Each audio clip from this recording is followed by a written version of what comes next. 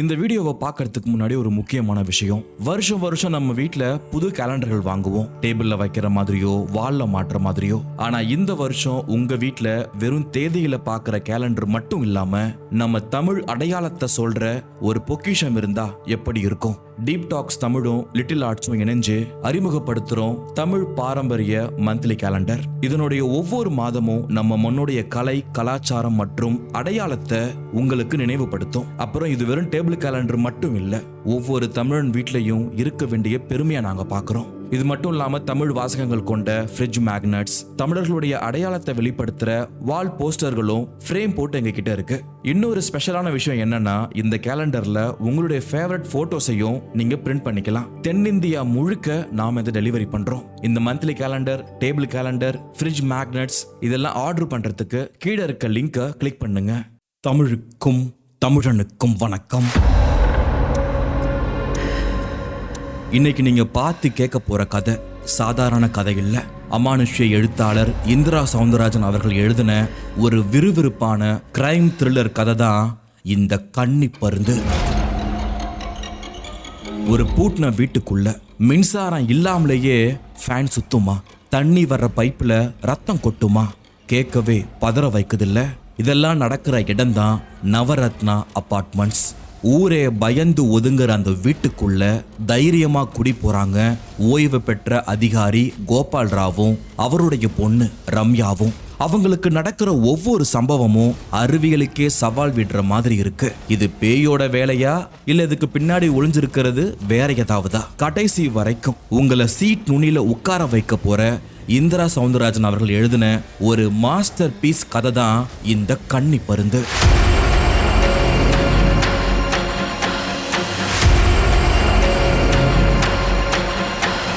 வாங்க அந்த திகில் அபார்ட்மெண்ட்டுக்குள்ள போலாம். அதுக்கு முன்னாடி ஹெட்போன்ஸ் போட்டுக்கோங்க. இந்த கதையில பல காட்சிகள் இருக்கு, அதையும் பார்த்து கதையை கேட்கலாம். இல்ல கண்களை மூடி உங்களுக்கு பிடிச்ச காட்சிகளை மனதால உருவகப்படுத்தி கூட இந்த கதையை கேட்கலாம். டீப் தமிழ் ஆடியோ புக்ஸ் பெருமையோடு வழங்கும் ஆர்ஜே ரிஷபின் குரலில் இந்திரா சவுந்தரராஜன் அவர்கள் எழுதிய கன்னி பருந்து. இது போல பல சுவாரஸ்யமான கதைகளை கேட்கறதுக்கு நம்ம டீப் தமிழ் ஆடியோ புக் சேனலை சப்ஸ்கிரைப் பண்ணி தொடர்ந்து உங்கள் ஆதரவு கொடுங்க. கதைகள் விரும்பி கேட்குற உங்க ஃப்ரெண்ட்ஸுக்கு நம்ம சேனலையும், இந்த கதை பிடிச்சிருந்தா இந்த கதையையும் ஷேர் பண்ணுங்க. வாங்க கதைக்குள்ள போலாம்.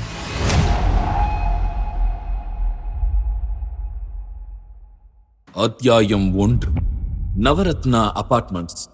ஆகாய மேகங்களை தொடும் உயரத்தோடும் அம்சமான லட்சணத்தோடும் அதே இந்த மடிப்பாக்கம் செல்லும் சாலை மேல் கிரீச் அதன் முன் தேய்ந்து நின்ற எக்ஸல் மாருதியில் இருந்து இறங்குகிறாள் ரம்யா.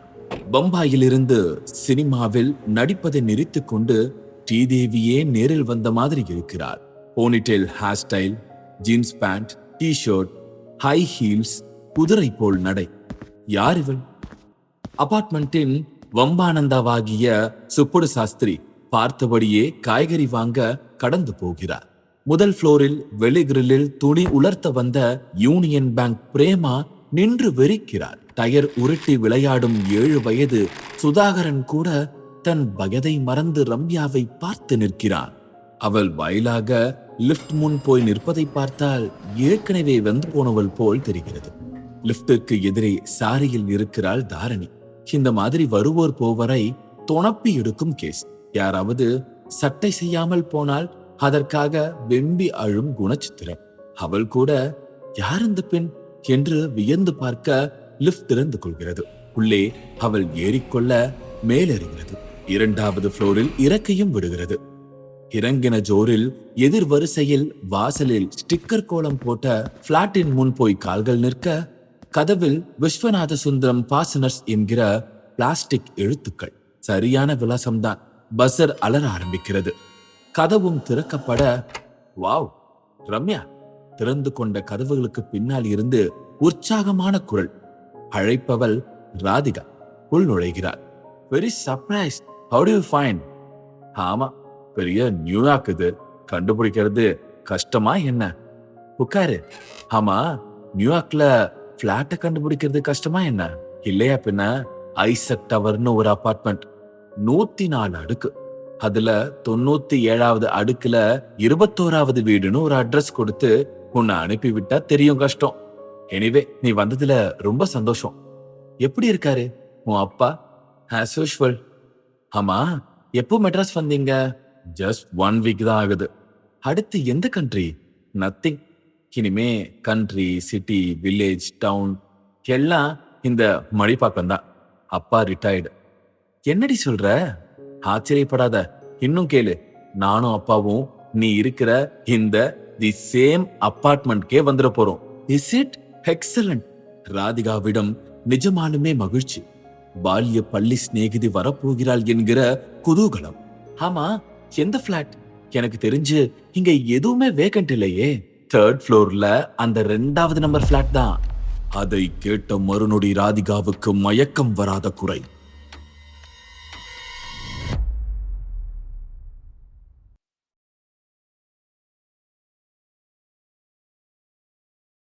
அத்தியாயம் 2. திணறியபடி வந்து நிற்கிறது அந்த லாரி. அதன் ரிஜிஸ்டர் எண்ணில் ஆந்திரா எனும் தெளிவு. சாமான்கள் இறங்க ஆரம்பிக்கின்றன. அபார்ட்மெண்டே வேடிக்கை பார்க்கிறது. ரம்யா சாமான்களை கைட் செய்தபடி இருக்கிறார். கூட ஒரு ஒற்றை நாடி மனிதர். பேண்டையும் ஷர்ட்டையும் இன் செய்து டை கட்டியிருக்கும் தினசில் அநியாயத்துக்கு ஒரு அதிகார தோரணை. அபார்ட்மெண்டின் 4வது ஃப்ளோரில் ஜன்னல் வழியாக ஷேவ் செய்தபடி இந்த ஷிஃப்டிங்கை பார்க்க ஆரம்பித்த ராமசேஷனுக்கு ஒரு கணம் தூக்கி வாரி போட்டது. ஏய், இவரு கோபால் ராவ் என்கிறார் துப்பறிந்த மாதிரி. எந்த கோபால் ராவ்? மொரிஷியஸ்லயும் எத்தியோப்பியாலையும் இந்தியன் அம்பாசடரா இருந்த வாங்கல் கோபால் ராவ் இவரு. நன்னா பாருங்கோ, அம்பாசடர்னா சொந்தமா ஒரு வீடு இல்லாம இருக்குமா என்ன? இப்படியா அபார்ட்மெண்ட்ல வந்து அடைவா? இதுலயும் அந்த பேய் பிளாட்ல. இது அவர் மனைவி மங்களாம்பிகை. இல்ல, அவரு கோபால் ராவே தான். 1 மினிட், போய் பார்த்துட்டு வந்துடுறேன். அப்படியே வேற இடமே கிடைக்கலையான்னு கேட்டுட்டு வாங்கோ. ராமசேஷன் பாதி சவரத்துடன் ஓடுகிறார். மூச்சிறைக்க கோபால் ராவ் எதிரே போய் நிற்கிறார். Good morning sir. Very good morning. என்ன சார், என்ன தெரியலையா? தெரியலையே. நான் சீனியர் கிளர்க் ராமசேஷன். நீங்க ஹைதராபாத் செக்ரட்டரியேட்ல இருந்தப்போ உங்களை பார்க்க வந்திருக்கேன். ஐ சி. என்ன சார், அபார்ட்மெண்ட்கே குடி வந்துட்டேடா? ஏன் வரப்படாதா? சேச்சே, நான் அப்படி சொல்லல. நீங்க மகா பெரிய மனுஷர். உங்களுக்கு எதுக்கு இந்த சந்தடி பிளாட்னு தான். எனக்கு சந்தடி வேணும் மிஸ்டர் ராமசேஷன். தனியா வாழ்ந்து போர் அடிச்சு போச்சு. ரம்யா காலேஜ் போயிட்டா யாரு இருக்கா என்னோட பொழுத கழிக்க சொல்லுங்க. டாட், அங்க என்ன பேச்சு? இந்த சோஃபாக்காரர் கூட போய் கொஞ்சம் இறக்கி வைக்கலாம்ல. நடுவில் பம்பாய் நுழைகிறது ரம்யாவின் குரல். ஐம் சாரி, என் டாக்டர் கூப்பிடுறா. Later we will meet. Gopal Rao ஒரு சோபாவை முக்கல் முனகளோடு சுமந்து செல்லும் கூலிக்காரர்களை பின்தொடர ஆரம்பிக்கிறார். சீக்கிரம், இன்னும் நிறைய இறக்க வேண்டியிருக்கே. ரம்யாவிடம் அதட்டலான தோரணை. அபார்ட்மெண்டே வியக்கிறது அதை பார்த்து. ஒரு சின்ன பொன்னிடம்தான் எத்தனை வேகம், எத்தனை மிடுக்கு. கீழே லிப்டுக்கு எதிர் பிளாட் தாரணிக்கு அவர்கள் யாரென்றறிய வேண்டிய ஆர்வத்தில் தலையை விழித்து விடும் கண்டிஷன். பேசிவிட்டு வரும் ராமசேஷனை கிண்ட ஆரம்பிக்கிறார். என்ன மாமா, யாரு வாழலாம் தெரியுமா உங்களுக்கு? தெரியுமாவா? நன்னா கேட்டப்போ. சார் ஒரு ரிட்டையர்டு IAS அம்பாசடர். கார் இருக்காக்கும். விளக்கென்ன, அம்பாசடர்னா தூதர்னு பேரு. இது கூட தெரியாதாக்கும். அம்பாசடரா?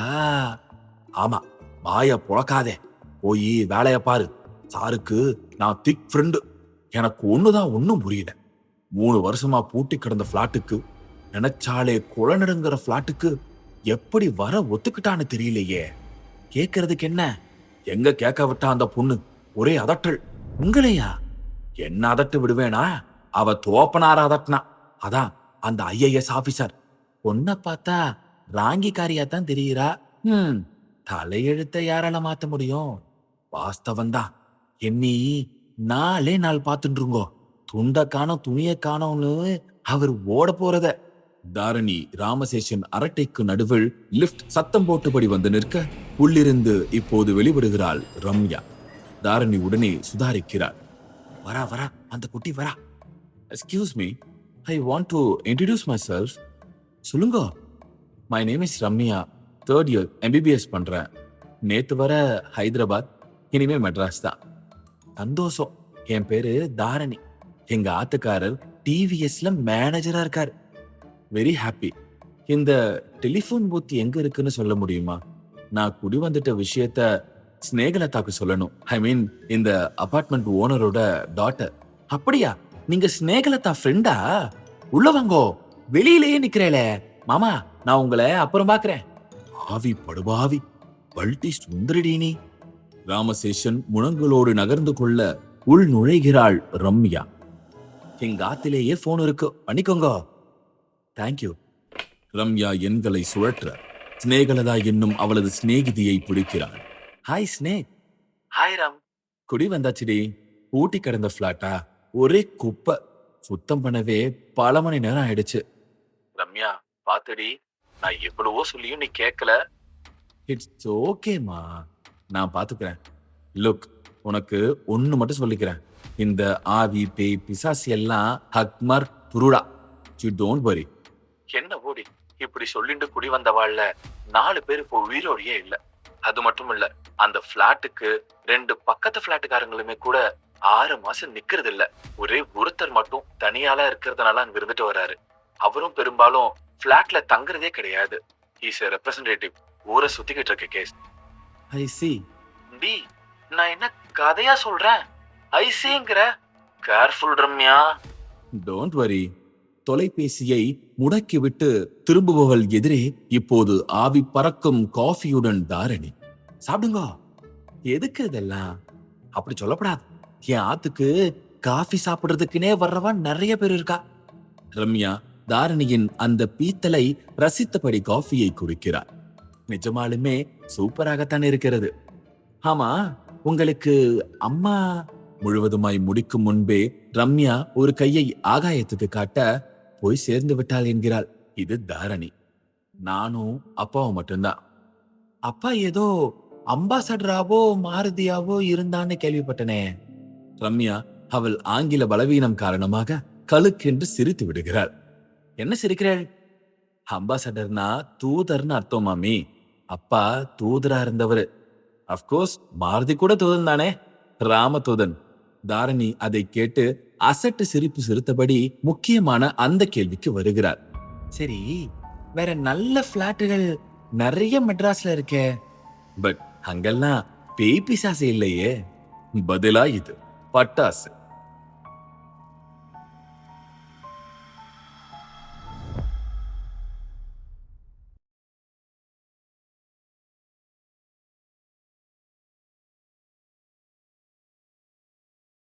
அத்தியாயம் 3. மொத்தமாய் அளந்தால் 900 சதுர அடி தேரும். பெரிதாக ஒரு ஹால், ஹாலை ஒட்டி வராண்டா, வராண்டாவை ஒட்டி வலது பக்கம் பெட்ரூம், வராண்டாவை கடந்தால் ஹாலுக்கு பேரலாக கிச்சன், வராண்டாவுக்கு இடது பக்கத்தில் ஸ்டோர் ரூம், ஹாலுக்கு மேற்கில் ஒரு நிலை கதவு. திறந்து கொண்டு போய் நின்றால் 50 சதுரத்தில் பால்கனி. வளர்ந்து கொண்டிருக்கிற சென்னையை பார்க்க தோதாக. ஹாலுக்கு கிழக்கில் பாத்ரூம், டாய்லெட் பளிங்கு கல்லில் இழைத்திருக்கிறார்கள். கீசர் எல்லாம் இருக்கிறது. ஆனால் பயன்படுத்தியே பல வருடம் ஆனதால் பாழ்பட்டு துருவேறி கிடக்கிறது. ஸ்விட்சை போடலாம் என்றால் பிளக் பாயிண்டில் குளவிக்கூடு. வாயில் டூத் பிரஷை உழல விட்டு கொண்டு யோசித்துக் கொண்டிருக்கிறாள் ரம்யா. அடுத்து என்ன செய்யலாம்?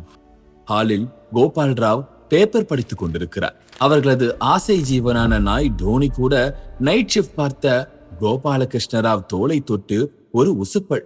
கோபாலராவ் திரும்பாமலே பதில் தருகிறார். என்னம்மா, என்ன வேணும்? Nothing, I don't want anything. உள்ளிருந்து பதில். அப்ப எதுக்கு கூப்பிட்ட? நானா? பின்ன தோளை தொட்டு உசுப்பினது யாரு? பேப்பரை மடித்தபடி திரும்பி பார்த்தால் ஒருவரையும் காணோம். பாத்ரூம் கதவு கூட தாழிட்டப்பட்டு உள்ளிருந்துதான் ரம்யா குரல் கேட்கிறது. அப்படி என்றால் தோளை தொட்டது யாராக இருக்கும்? பிரம்மையோ? அப்படித்தான் இருக்க முடியும். திரும்பவும் பேப்பரில் ஊன்ற ஆரம்பிக்கிறார். அப்பா, கொஞ்சம் ஸ்க்ரூ டிரைவர் எடுத்துட்டாங்களேன். திரும்பவும் உள்ளிருந்து ரம்யா. எதுக்குமா? இங்க பிளக் பாயிண்ட் எல்லாம் அடைஞ்சு கிடக்குதுப்பா. தரேன். மெயினை ஆஃப் பண்ணிட்டு அதுல எல்லாம் கை வைக்கணும், சரியா? நீங்களே ஆஃப் பண்ணிடுங்க. கோபால் ராவ் முதல் காரியமாக ஹாலின் ஒரு ஓரமாக உள்ளடக்கி மைக்கா கதவுகளால் பூட்டப்பட்டு கிடக்கும் மெயின் ஸ்விட்ச் போர்டை திறக்கிறார். அதை ஆஃப் செய்துவிட்டு மேஜை டிராயரை திறந்து ஸ்க்ரூ டிரைவரையும் தேடி எடுத்து தந்துவிட்டு வந்து அமருகிறார். திரும்பவும் ஹிந்துவில் பார்வையின் மேய்ச்சல். புழுக்கமாய் இருந்தது. இருக்கட்டும், சிறிது நேரம் கழித்து ஃபேனை போட்டுக் கொள்ளலாம். உள்ளே ரம்யா தன் வேலையை முடித்துக் கொள்ளட்டும். அவர் நினைத்து முடித்த மறுநொடி அவரது தலைக்கு மேல் உள்ள ஃபேன் சுவிட்சை தட்டிவிட்ட மாதிரி சுழல ஆரம்பித்தது. அவர் கையில் இருந்த செய்தி பேப்பர் படபடத்தது. அண்ணாந்து பார்த்த கோபால் ராவுக்கு அப்போதுதான் நிஜமாலுமே வியர்த்தது. இது எப்படி சாத்தியம்? மெயின் ஸ்விட்சை ஆஃப் செய்திருக்கும் போது பகீர் என்றது. கழுத்தை வளைத்து திருப்பி பார்க்கிறார். மெயின் ஸ்விட்ச் போர்டு மூடித்தான் இருக்கிறது. இப்பொழுதுதானே எழுந்து சென்று ஆஃப் செய்தோம். கேள்வி பிடரையை பீக்கும் போது உள்ளே பாத்ரூமில் ரம்யாவிடமிருந்து வீல் என்கிற ஒரு அலறல். ஐயோ!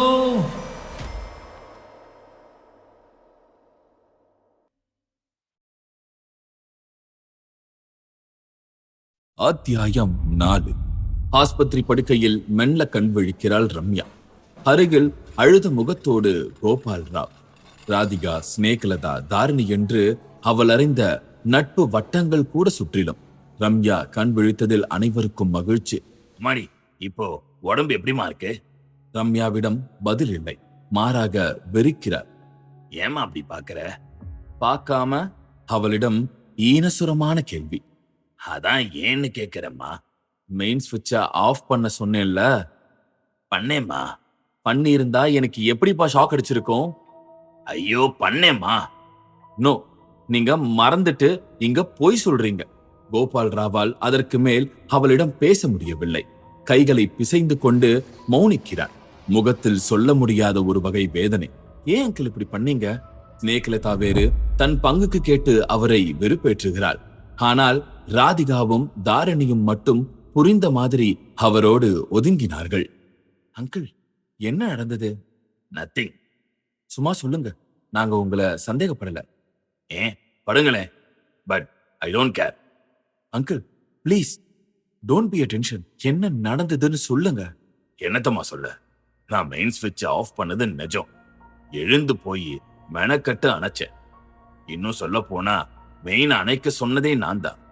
அப்ப எப்படி அங்கிள் கரண்ட் வந்திருக்கும்? புரியலம்மா. Something wrong. இது அந்த பிசாசோட வேலை. வேகமா இடையிட்டாள் தாரிணி. நீங்க சும்மா இருங்க மாமி. ஸ்விட்சை நீங்க அழுத்தி போட்டீங்களா அங்கிள்? என்னம்மா நீ சின்ன குழந்தைகிட்ட கேட்கற மாதிரி வளைச்சு வளைச்சு கேட்டுக்கிட்டு இருக்க? ஓடிக்கிட்டு இருந்த ஃபேன் நின்னு போச்சு. நான் சரியா மெயினை ஆஃப் பண்ணலனா எப்படி நின்னு இருக்கும்? ராதிகா கூட இப்போது கலங்கி போகிறாள். தாரணியின் பார்வையில் பட்டுப்பூச்சிகளின் துடிப்பு. சார், நான் சொல்றதை கேளுங்கோ. அந்த வீட்டை காலி பண்ணிடுங்கோ. ஏதோ இந்த மட்டும் உங்க பொண்ணு உயிர் போடுச்சதே பெருசு. தாரணியின் பேச்சுக்கு என்ன பதில் சொல்ல? இப்போது உள்ளிருந்து ஸ்நேகலதா வருகிறார். ஐம் சாரி அங்கிள் என்கிறார். எதுக்குமா? நான் எவ்வளவோ சொன்னேன் அந்த பிளாட் வேணான்னு. ஆனா அதுதான் வேணும்னு கேட்டா Ramya. Now she is suffering. நீ என்னம்மா சொல்ற? அந்த பிளாட் சரியில்லை அங்கிள். அப்படின்னா யூ ஆல்சோ ஃபீலிங் தட் பேய் பிசாசு? நடக்கிறத பார்த்தா நம்பாம இருக்க முடியலையே. வாஸ்தவம் தான். நானும் குடிவரதுக்கு முந்தி வர அப்படித்தான் நினைச்சேன். But now totally change. Uncle please uncle, நீங்க பேசாம எங்களோட பங்களா மாடிக்கே குடி வந்துடுங்க. அந்த பிளாட் வேண்டவே வேண்டாம். நான் ரம்யாவை இதுல இழுக்க விரும்பல அங்கிள். என்னம்மா நீ? நான் நினைச்சா நாளைக்கு உன் பங்களாவை விலைக்கு வாங்கிடுவேன். இங்க அது பிரச்சனை இல்லை. எனக்கு ரம்யாவோட மென்டாலிட்டி தான் ப்ராப்ளம். ஆமா, அவ எப்பவும் எதுலையும் பப்ளிக் ஒப்பீனியனுக்கு நேர் எதிரானவ. துணிச்சல்காரி. த்ரில்லுன்னு காலேஜ் டேஸ்லயே பல அட்வென்ச்சர்ஸ் பண்ணவ. என்ன பெரிய த்ரில்லு? இளம் கன்று பயமறியாதுன்னுவா. எல்லாம் ஒரு அளவு தான். கோபால் ராவ் சார், நீங்க இனிமேயும் உங்க பொண்ணு பேச்சு கேட்டா உங்க பொண்ணு உங்களுக்கு இருக்க மாட்டா. எனக்கு தெரிஞ்சதை சொல்லிட்டேன். அவர்கள் பேசிக் கொண்டிருக்கும் போதே டாக்டர் வருகிறார். மிஸ்டர் கோபால் ராவ், இன்னும் 2 நாள் அவங்க இங்க ரெஸ்ட் எடுக்கணும். அப்புறம் நீங்க வீட்டுக்கு கூட்டிட்டு போலாம். But very careful. டாக்டர் கிளம்பி விட கோபால் ராவின் முகத்தில் இப்போது குழப்பம். எந்த வீட்டுக்கு செல்ல வேண்டும்?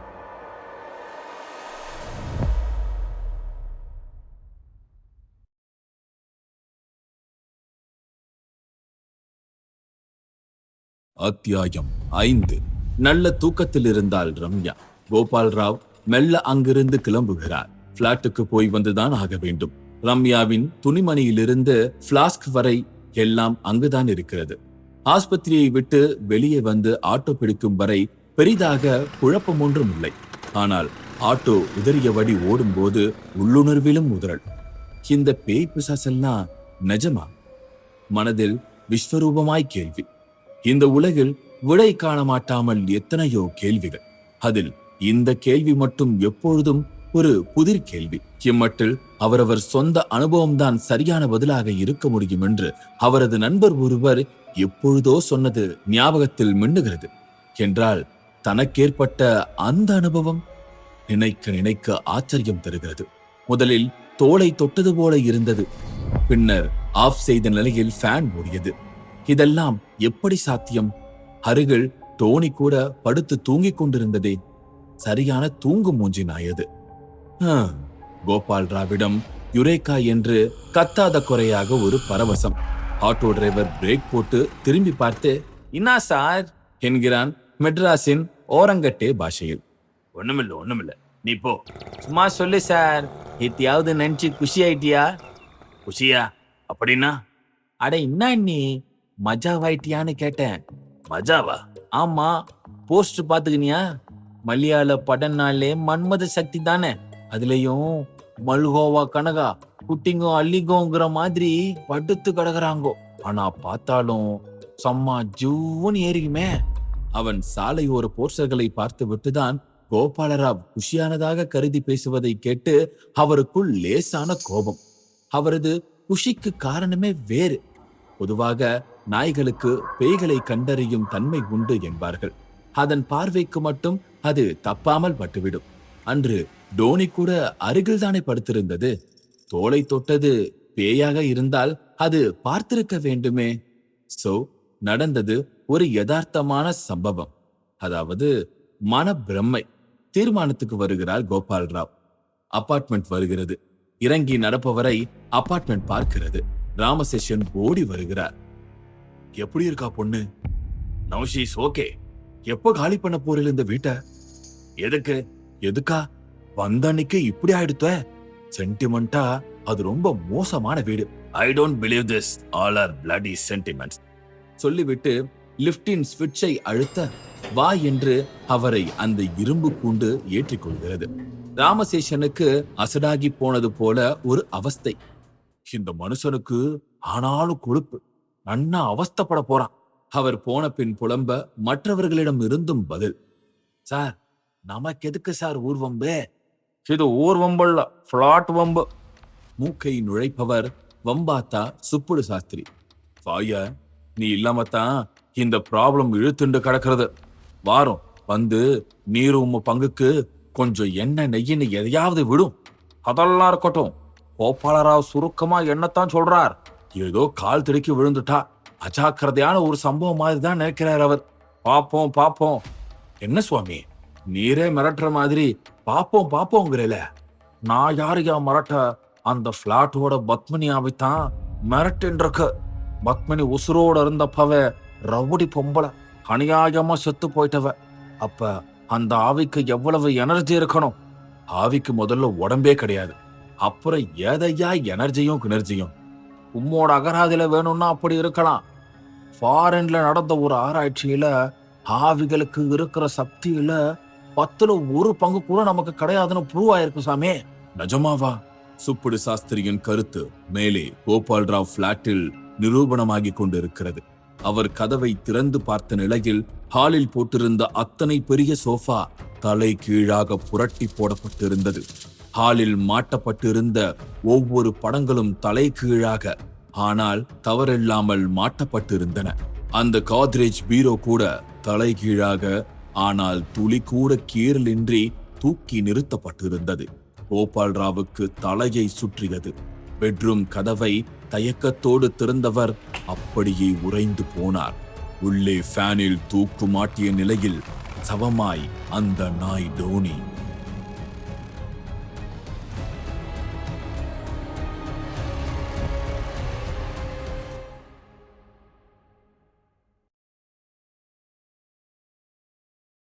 அத்தியாயம் 6. உள்ளே யாருக்கும் எட்டி பார்க்க கூட துணிச்சல் இல்லை. பிளாட்டுக்கு வெளியே நின்றபடி குழுமி குழுமி பேசிக் கொள்கிறார்கள். தைரியமாக எட்டி பார்த்தவள் ராதிகா ஒருத்திதான். வீட்டின் அலங்கோலம் அவள் விழிகளில் பயமாய் வழிகிறது. டோனி தொங்கும் விதம் அவள் ரத்தத்தில் ஆல்கஹாலை கலக்கிறது. அந்த அளவுக்கு அவளுக்கு தலை சுற்றியது. கதிகலங்கி போய் வெளியே வருகிறாள். பக்கத்து பிளாட்காரர் ஒரு ப்ரொஃபசர் நடுங்கியபடி அனைவரிடமும் பதில் சொல்லிக் கொண்டிருக்கிறார். கடாபுடான்னு ஒரே சத்தம். எனக்கு ஒண்ணும் புரியல. ராத்திரி எல்லாம் தூங்காம முழிச்சுக்கிட்டே இருந்தேன்.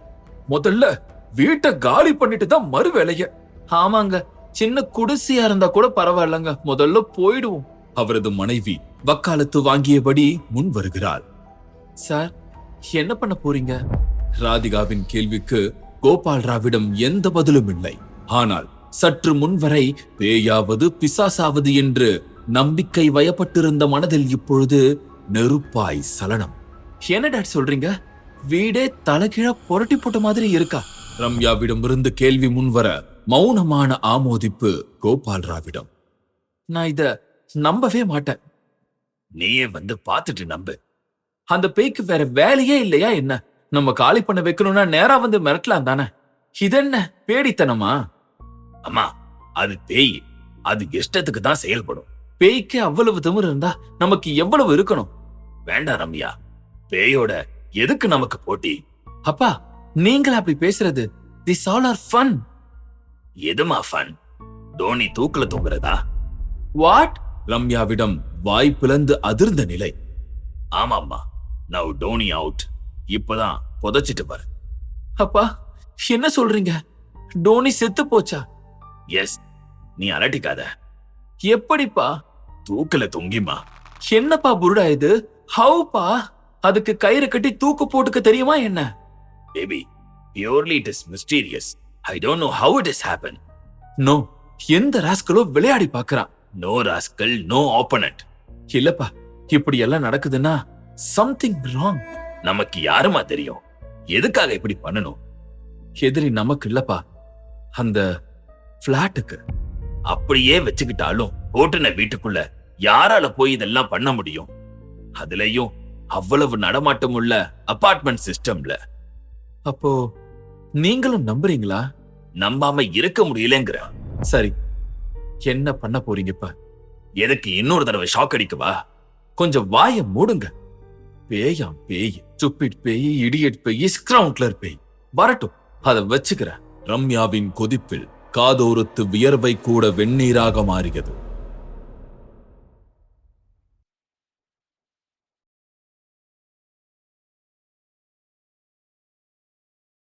அத்தியாயம் 7. சற்று சோர்வாக ஆனால் பார்வையில் ஒரு தெளிவோடு ஆட்டோவில் இருந்து இறங்கும் ரம்யாவை அபார்ட்மெண்டே வேடிக்கை பார்க்கிறது. என்னமா இது, திரும்ப வந்துட்ட என்று தாரணி மட்டும் தைரியமாக கேட்கிறார். மாமி, சித்த என் பிளாட்டுக்கு வாங்கும், உங்ககிட்ட கொஞ்சம் பேசணும் என்றபடி லிப்ட் ஏறத் தொடங்குகிறாள் ரம்யா. தாரணியிடம் தொடை நடுக்கம். மாடி, நீ ஆத்துக்கு வந்துட. அவள் கத்துவது ரம்யா காதில் விழுந்ததோ இல்லையோ. தாரிணியை இப்போது மற்ற பிளாட் வாசிகள் பலியாடு மாதிரி பார்க்கிறார்கள். ஏன், எங்களுக்கு அவகிட்ட போய் ஒட்டிக்க தெரியாதா? இப்படி ஒரு நாள் எடக்கு முடக்காக ஏதாவது தாரணிக்கு ஒரு இடி வேறு. சகலத்தையும் கேள்விப்பட்ட ராதிகா மட்டும் சற்று தைரியத்துடன் அவள் பிளாட்டுக்குள் நுழைகிறார். வாடி, நான் வர்றது இருக்கட்டும், எப்ப இந்த பிளாட்டை காலி பண்ண போற? எதுக்கு பண்ணணும்? தோ பாரு ரம்யா, நீ ரொம்ப தைரியசாலியான பொண்ணுதான், நான் இல்லைன்னு சொல்லல. பிசாசெல்லாம் கூட இருக்கோ இல்லையோ தெரியாது. ஆனா ஒண்ணு மட்டும் சொல்லிக்கிறேன், நம்ம எனர்ஜிய நாம ரைட் வேல யூஸ் பண்ணணும். உனக்கு ஃபைனல்ஸ் எக்ஸாம் இருக்கு, மூட்டை மூட்டையா படிக்க வேண்டி இருக்கு. எதுக்கு இந்த வேண்டாத வேலை? நல்லா சொல்லுமா. ஒத்து ஊத ஆரம்பிக்கிறார் கோபால் ராவும். முறைக்கிறாள் ரம்யா. பேசி முடிச்சிட்டியா? கடுப்பாக கேட்கும் போது ஸ்னேகலதாவும் அவள் அப்பாவும் அபார்ட்மெண்ட் ஓனருமான சிவசங்கரனும் கூட அங்கு ஆஜரானார். வாங்க வாங்க அங்கிள், ப்ளீஸ் உட்காருங்க. இருக்கட்டும் பேபி, எப்படி இருக்கு உடம்புக்கு? I'm alright sir. சிவசங்கர் அமர்ந்து கொண்டு கால் மேல் கால் போட்டுக் கொண்ட விதத்தில் அற்புதமான ஒரு பணக்கார பலம். பல கோடிக்கு அதிபதி இப்படி நேரில் வந்திருப்பதில் அனைவரிடமும் ஒரு வகை பரவசம். அப்புறம் சார், ஆரம்பிக்கிறார் Gopal Rao. Very very sorry mister Gopal Rao. எதுக்கு சார்? இப்படி ஆனதுக்கு நீங்க இம்மீடியட்டா வெக்கேட் பண்ணிடுங்க.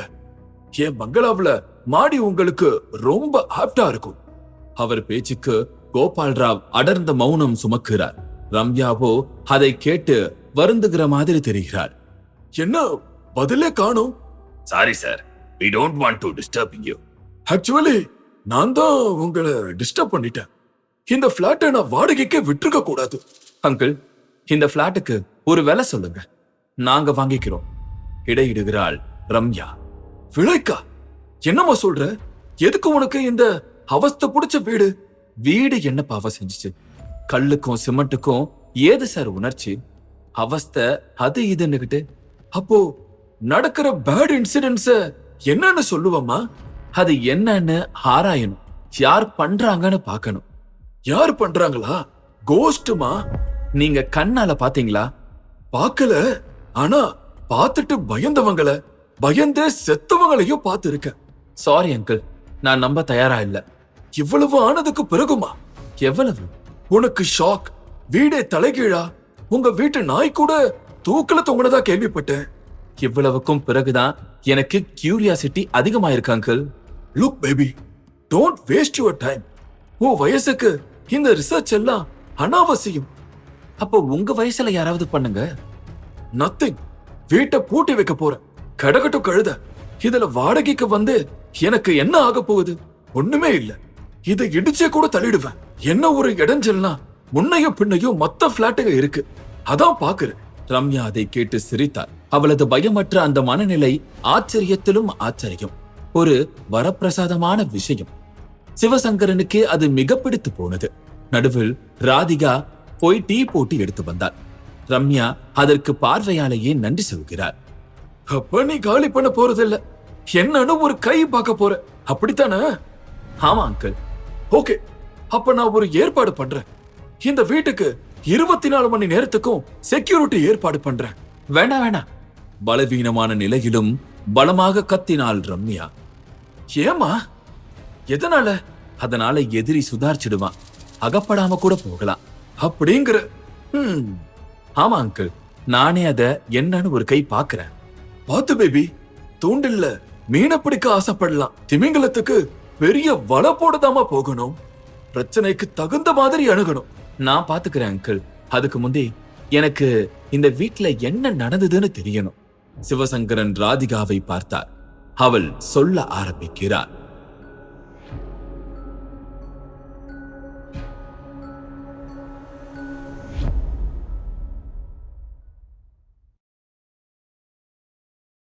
அத்தியாயம் 8. பத்மினி பார்க்க சினிமாக்காரி மாதிரியே இருப்பாள்.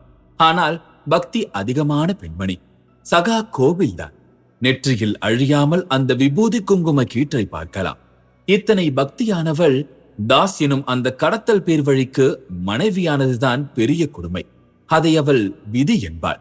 ராதிகா தான் அவளிடம் ஆத்மார்த்தமாக பழகி வந்தவள். தினமும் அடி உதை என்று அவதிப்படும் பத்மினியிடம் ஒரு நாள் கேட்டே விட்டார். ஏங்கா, எவ்வளவு நாளைக்கு இப்படி சித்திரவதைய அனுபவிச்சுக்கிட்டு? பேசாம விவாகரத்து ஏற்பாடு பண்ணிக்கோங்களேன்.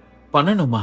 பேங்க்ல வேலை பார்க்கும் போது இந்த ஆளை நான் காதலிச்சு கல்யாணம் செஞ்சுக்கிட்டேன். இவன் ஒரு 1ஆம் நம்பர் கடத்தல் பேர் வழின்னு. அப்புறமா வீட்டுக்கே கஞ்சா, ஹெராயின், சரக்குகள்னு எல்லாமே வர ஆரம்பிச்சுது. ரொம்ப பயந்து போய் இத கொண்டு வராதீங்க என்ன. எனக்கே அட்வைஸான்னு அடிப்பான். இன்னும் ஒரே வருஷம் நான் தான் மெட்ராஸ்லயே பெரிய பணக்காரனாக போறவன் சொல்லுவான். எனக்கு பயமா இருக்கும். மாட்டிக்கிட்டா எவ்வளவு பெரிய மானக்கேடு. என் அப்பா அம்மாவை மீறி நான் திருட்டு தாலி கட்டிக்கிட்டு இந்த ஆளோட வந்தவன். என் கல்யாண வாழ்க்கையில நான் தோத்துட்டது அவங்களுக்கு தெரிஞ்சா துடிச்சு போயிடுவாங்க. ராதிகா, காதல்ங்கிறது ஒரு கொடுமையான மயக்கம். உனக்கு அது வரவே வேண்டாம். அவளது நீண்ட பதிலும் ராதிகாவிடமும் ஆண்கள் என்றாலே அரக்கர்கள் என்னும்படியான ஒரு அபிப்பிராய பரவல்.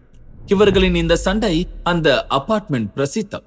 ஒரு நாள் சிகரம் வைத்த மாதிரி ஒரு சம்பவம் நடந்தது.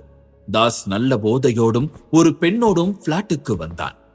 பத்மினி எதிரிலேயே அவளை உறவு கொண்டதாகவும் பின்னால் தெரிய வந்தது. பத்மினி துயரத்தின் விளிம்புக்கு போன சம்பவமே அதுதான்.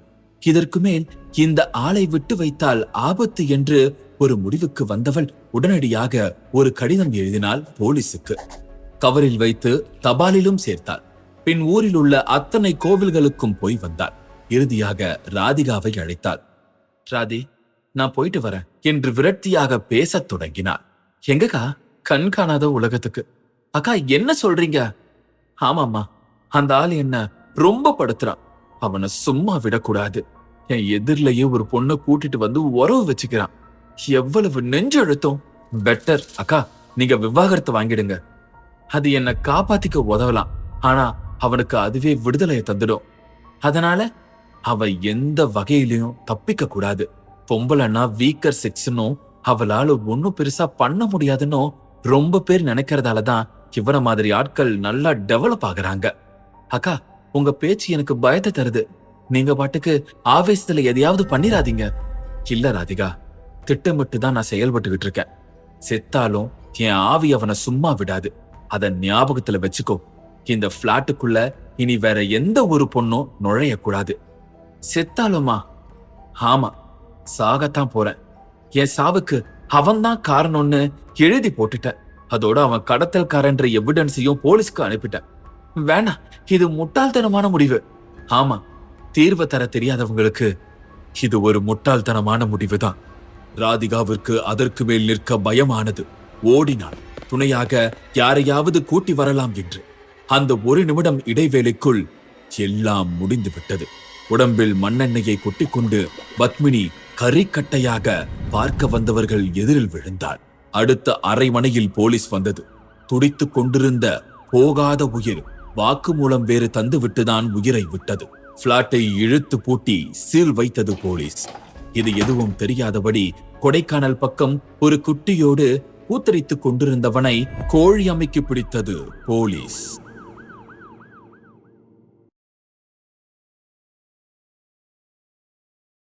அத்தியாயம் 9. இப்போ அந்த தாஸ் ஜெயிலியா இருக்கா? கதை கேட்ட நிலையில் ரம்யாவின் கேள்விக்கு அனைவரிடமும் ஆமோதிப்பு. அந்த சாவுக்கு பிறகுதான் இந்த வீட்ல பேயோட ஆதிக்கம் அதிகமாச்சா? ஆமா, செத்துப்போன பத்மினிக்கு கோபம் தாஸ் மேல தானே? ஆமா, அப்படி இருக்க பிளாட்டுக்கு வர்றவங்க மேல அதுக்கு ஏன் கோபம் வரணும்? இதெல்லாம் விட தெரியாத கேள்விமா. Anyway, best of luck. ஜாக்கிரதை, நாங்க வரோம். சிவசங்கரன் பேசியது போதும் என்பது போல கிளம்புகிறார். ஸ்னேகலதா தன் தோழியை ஏதோ விசித்திர பொருளை பார்க்கிற மாதிரி பார்த்தபடி அப்பாவை பின்தொடர்கிறாள். தைரியமா போ ஸ்னேக், அந்த ஆவியாச்சு, இனி நானாச்சு. ரம்யாவின் பதிலை கேட்டு ஆச்சரியப்படாதவர்கள் அங்கு யாருமே இல்லை. ஆனால் கோபால்ராவ் மட்டும் சோகமாக அடுத்து நடக்கப் போவது என்ன என்பதை நினைத்து பயந்தபடி இருந்தார். கட்டிலில் சாய்ந்தபடி அனுராதாரமணனின் நாவலை படித்துக் கொண்டிருக்கிறாள் ரம்யா. என்னம்மா, எப்பவும் சேஸ் நாவல்ஸ் தான் படிப்ப? அதிசயமா தமிழுக்கு தவி இருக்க? ஆமாப்பா, இந்த நாவல் ரொம்ப இன்ட்ரெஸ்டிங்கா இருக்கு, அதான். அது சரி, உனக்கு சாப்பிட என்ன பண்ணட்டும்? ஒன்னும் பண்ணாதீங்க, நான் பண்ணி தரேன். நீ ரெஸ்ட் எடுடா. போச்சுடா, விட்டா என்ன கிழவியாக்கி கையில ஒரு குச்சியும் கொடுத்துருவீங்களே. நகருங்கப்பா நீங்க. முதல்ல தக்காளி சூப் வைக்கிறேன், அப்புறம் மத்ததெல்லாம். புத்தகத்தை மடக்கி வைத்துவிட்டு உற்சாகமாக எழுந்திருக்கிறாள் ரம்யா. கையை காலை உதறி விட்டு கொண்டு ஒரு குட்டி வார்ம் அப் செய்துவிட்டு சமையல் கட்டை நோக்கி நுழைகிறாள். அடுப்பில் பாத்திரம் ஏறிக்கொள்கிறது. தண்ணீர் கொதிக்க வைக்க வேண்டும். பக்கத்து பாத்திரத்தில் தண்ணீர் இல்லை. அருகே வாஷ் பேஷன் சிங்கில் தண்ணீர் பிடிக்க பைப்பை திறந்துவிட்டு பாத்திரத்தை நீட்டிய போது முதலில் குதித்து வந்தது தண்ணீர். போக போக செக்க சிவக்க அடர்த்தியான ரத்தம் போல கொட்ட ஆரம்பித்தது. ரம்யாவிற்கு பக் என்றது. பாத்திரத்தை கீழே வைத்துவிட்டு விரலால் அந்த சிவந்த நீரை கலக்கி பார்த்துவிட்டு முகர்ந்த போது கதி கலங்கியது. ரத்தமேதான். அந்த மருத்துவக் கல்லூரி மாணவிக்கு மிக பரிச்சயமான திரவம். அதிர்ந்து போய் பைப்பை பார்த்தபோது இப்போது அதில் சுத்தமான தண்ணீர். அந்த சின்ன பொண்ணுக்கு லேசாய் தலை சுற்றியது. பாத்திரத்தை அப்படியே கீழே வைத்துவிட்டு அப்பா என்றபடி வெளியே வந்தாள் அந்த அறையை விட்டு. ஏமா, என்ன ஆச்சு? அவள் வந்த வேகம் கோபால்ராவை கூட கலக்கியது. அப்பா, பைப்ல ரத்தம் பா. எந்த பைப்புல? சிங்க் பைப்ல வந்து பாருங்க. கோபால் ராவ் வேகமாக சமையல் கட்டிற்குள் நுழைந்து பாத்திரத்தை பார்த்தார். நல்ல தக்காளி சிவப்பில் ரத்தம். எப்படிம்மா? தெரியலப்பா. வா, பக்கத்து வீட்டுல இருக்கிறவங்கள கேட்போம். எல்லாருக்கும் ஒரே காமனான பைப் லைன் தானே? ஆமா, ஆனா உடனேயே நல்ல தண்ணியும் வர ஆரம்பிச்சிருச்சுப்பா. நான் சொன்னேன், நம்பல நீ. இப்ப அனுபவி. யாருக்கிட்டையாவது போய் சொன்னாலும் நம்மளைத்தான் குத்த சொல்லுவாங்க. கோபால் ராவ் பெரிதாக அழுத்துக் கொள்கிறார். ரம்யாவிடம் கிட்டத்தட்ட ஸ்தம்பித்த நிலை. அடுத்த ஸ்டெப்பை எப்படி எடுப்பது என்கிற குழம்பிய நிலையிலும் இருந்தார். பைப்பை பார்க்கிறாள். திறந்து திறந்து மூடுகிறாள். நல்ல தண்ணீர் அடங்கி அடங்கி வெளிப்படுகிறது. இந்த ரத்தம் எப்படி சாத்தியம்? பத்மினி, நிஜமாலுமே இது உன் வேலைதானா?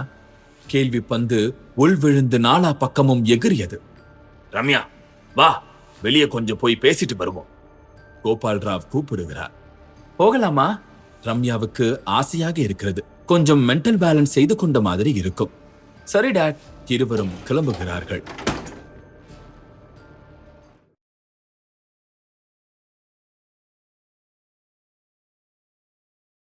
அத்தியாயம் 10. கதவை பூட்டிக்கொண்டு சாவியை பாக்கெட்டில் போட்டபடி லிப்டை நோக்கி நடக்கின்றனர். பக்கத்து பிளாட் ப்ரொஃபசர் எட்டி பார்க்கிறார். உனக்கு ரொம்ப தைரியம் குழந்தை என்கிறார். ஆமா, உங்க பைப்புல ஒழுங்கா தண்ணி வருதா?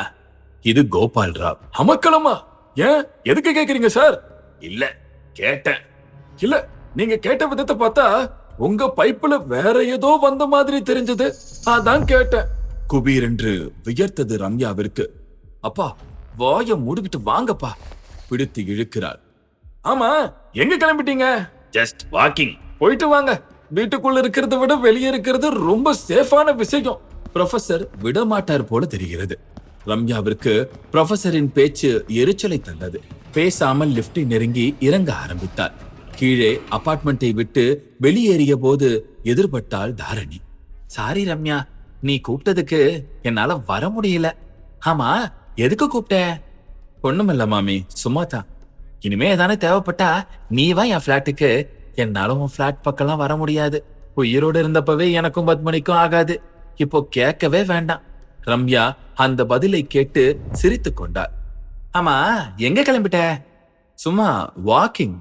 சரி சரி, போயிட்டு வாங்கோ. அந்த அபார்ட்மெண்ட் வெளியே பிரதான தார் சாலை. திக்குமுக்காடியபடி பல்லவன் திணறிக்கொண்டு மற்ற வாகனங்கள் என்கிற டிராபிக்கான சூழ்நிலை. பொல்யூஷன் மிக கெட்ட நிலை. காற்றிலும் ஈரப்பதம் இல்லாத புழுக்கம். புழுக்கத்தோடு டிராபிக்கில் ரொம்ப தூரம் போக பிடிக்கவில்லை. மூஞ்சில் தூசியும் துப்பும் ஏறி வீட்டுக்கு போங்க என்று துரத்தியது. அப்பா, திரும்பிடலாம். ஆமாம்பா, இந்த டிராபிக்ல 4 நாள் நடந்தா வியாதி பிடிச்சே செத்துருவேன். இருவரும் திரும்பி நடக்க தொடங்கினர். அப்போது சாலையில் ஒரு பிண ஊர்வலம் ஆட்டம் பாட்டத்துடனும் வந்து கொண்டிருக்கிறது. மிக இளவயது பெண் ஒருத்தியின் சடலம். இறந்தும் மிக அழகாக தெரிகிறாள். உடம்பெல்லாம் மஞ்சள் பூசி சுமங்கலியாக போய் சேர்ந்திருக்கிறார். நோயோ நொடியோ அவளை கொண்டு போயிருக்க வாய்ப்பில்லை என்பது நன்றாக தெரிகிறது. நின்று கவனிக்கும் ரம்யாவிற்கு ஏனோ இனம் புரியாத நெருடல். என்னமா பாக்குற? பாவம்பா, சின்ன வயசுலயே போயிட்டா. ஏன்பா, இவ கூட ஒரு பத்மினியா இருக்கலாம்ல?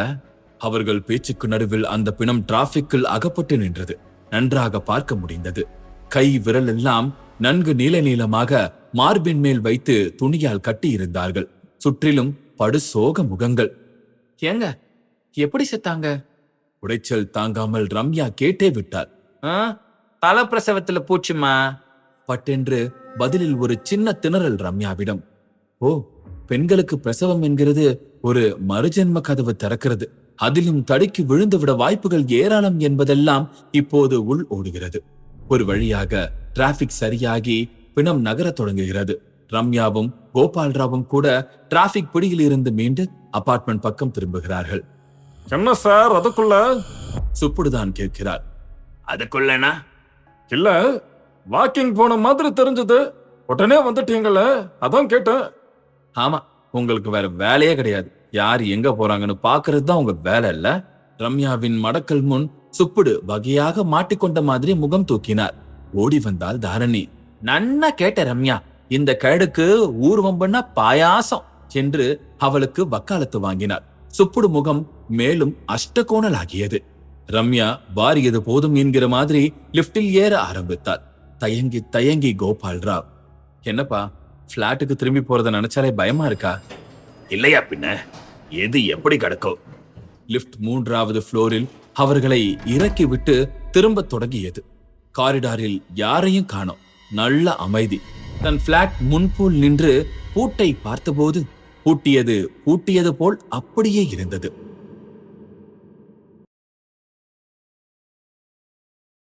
அத்தியாயம் 11. கதவை திறந்து கொண்டு உள் நுழைந்த போது, நல்ல வேளை, உள்ளே எந்த மாற்றமும் இல்லை. எல்லாம் அதனதன் இடத்தில். ஆனாலும் உள் நுழைந்த வினாடியில் சுவர் கடிகாரம் மட்டும் மணி 6 என்கிற மாதிரி சப்தமிட ஆரம்பித்தது. ஆனால் உள்ளபடியே மணி 5:45 தான். எப்படி இப்படி 1/4 மணி நேரம் முன்னதாக மணி அடிக்கிறது? ஆச்சரியமாய் இருந்தது. ஒருவேளை கடிகாரம் கெட்டுவிட்டதோ? சரி, பிறகு கழட்டி பார்த்து கொள்ளலாம் என்ற நினைப்புடன் சமையலில் இறங்க ஆரம்பித்தாள் ரம்யா. அந்த ரத்தம் தோய்ந்து போய் அவளை பார்த்தது. துணிச்சலாக அந்த பாத்திரத்தை எடுத்து ஃப்ரிட்ஜுக்குள் வைத்தாள். மகளின் செயல் கோபால் ராவை கணிசமாக மிரட்டியது. என்னம்மா இந்த கர்மத்தை ஃப்ரிட்ஜுக்குள்ள வைக்கிறிய? என்னப்பா பண்ண சொல்றீங்க? குடிச்சிடலான்றீங்களா? சீ, கொட்டிடுமா. இல்லப்பா, காரணமா தான் வச்சிருக்கேன். இருக்கட்டும்பா. விளையாடாதம்மா. நான் எங்கப்பா விளையாடுறேன்? நம்ம கூட தான் யாரோ விளையாடுறாங்க. சரி சரி, உன்னை பேசி ஜெயிக்க முடியாது. என்ன சமையல் பண்ண போற? சப்பாத்தி குருமா. குருமாக்கு உருளைக்கிழங்கு இல்லையாமா? போய் வாங்கிட்டு வாங்க. உன்னை தனியா விட்டுட்டா? சரி, அப்ப நான் உங்களை தனியா விட்டுட்டு போகவா? ஐயோ, வா, 2 பேரும் சேர்ந்து போயிட்டு வரலாம். ரம்யா அதை கேட்டு சிரித்தார். அப்பா, அனாவசியமா பயப்படாதீங்க, அவ்வளவுதான் சொல்லுவேன். போயிட்டு வாங்க. என்னம்மா, என்ன பொண்ணு நீ? எந்த அடிப்படையில இப்படி தைரியமா இருக்க நீ? ஒரு அடிப்படையும் கிடையாதுப்பா, நீங்க போயிட்டு வாங்க. அவர் அரைமனதாக அங்கிருந்து கிளம்பினார். திரும்பி திரும்பி பார்த்தபடி நடக்கலானார். மணி 6. சின்ன முள்ளும் பெரிய முள்ளும் சரியாக காலம் காட்ட திரும்பவும் இப்போது 6 முறை மணி அடித்தது. நிச்சயமாக இது அசாத்தியம். முதல் முறையாக ரம்யாவினுள் பயம் வந்து எழும்பத் தொடங்கியது. கடிகாரத்தையே உற்று பார்க்கிறாள். வெளியே இருள் கட்டிவிட்டது. விளக்கை போட்டு உள்ளிருட்டை துரத்த வேண்டியிருந்தது. விளக்குகள் பளிச்சிட்ட போதும் மனப்பிரம்மை உள்ளே யாரோ இருப்பது போல நினைக்க வைத்தது. போய் சோஃபாவில் விழுகிறாள். தனது தைரியம் என்பது வெறும் அசட்டு விஷயமாகிவிடுமோ? பயம் வந்து பக்கத்தில் உட்கார்ந்து அவளை பார்த்து கேட்கிற மாதிரி அவளுக்கு ஒரு எண்ணம் தோன்றியது. ஊரே பயப்படும் ஒரு விஷயத்தில் தான் மட்டும் எந்த நம்பிக்கையில் இத்தனை தூரம் எதிர்த்து கொண்டு வருகிறோம்?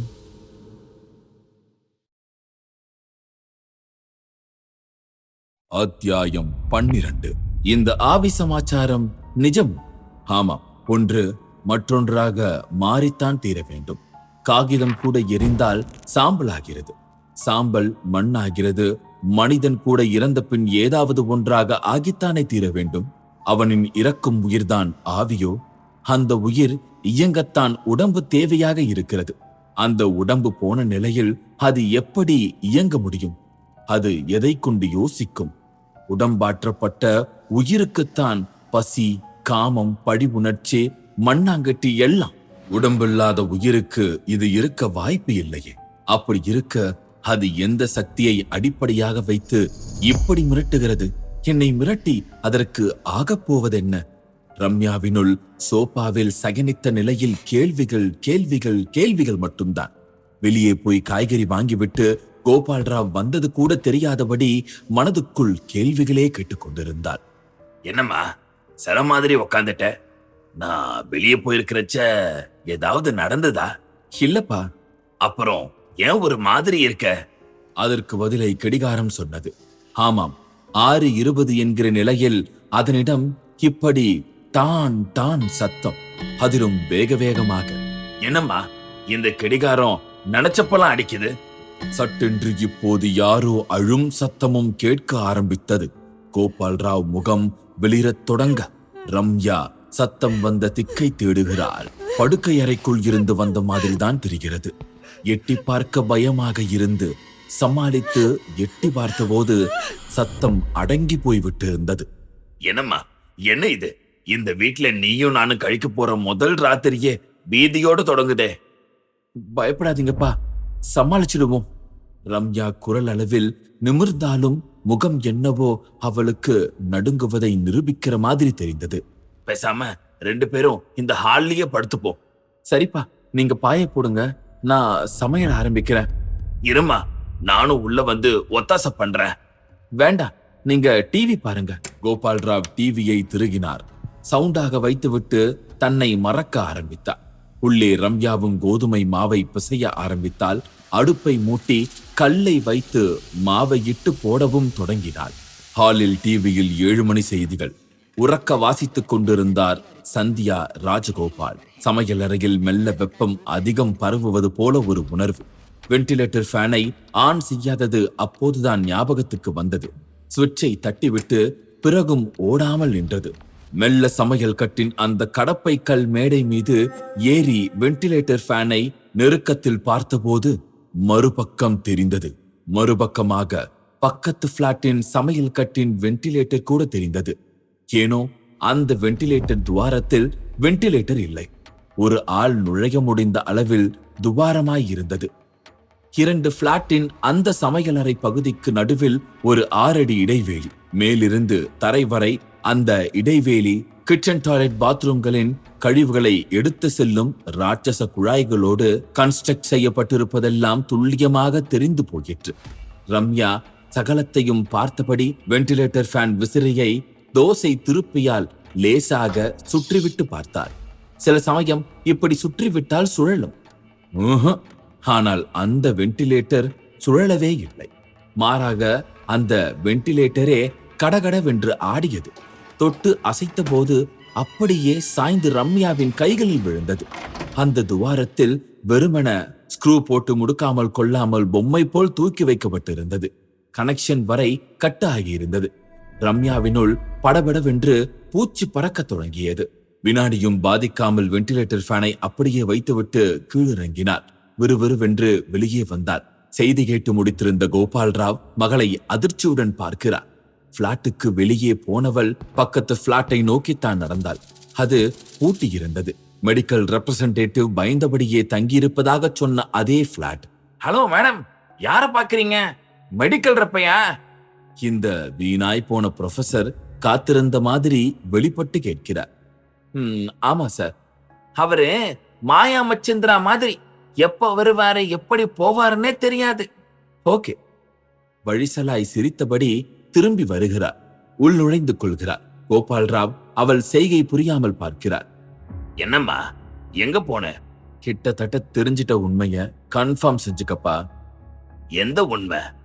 அவள் சொல்ல ஆரம்பித்தாள். அவரின் வாய் காது வரை பிளந்து வருகிறது. இறுதியாக ஒரு கேள்வித்தான் கேட்டார். Is it true? ட்ரூவா தான் இருக்கணும், வேற வழியே இல்ல. ஆமோதிப்பாய் கடிகாரம் மணி அடித்தது. ஆனால் சரியான நேரத்தில், சரியான விதத்தில்.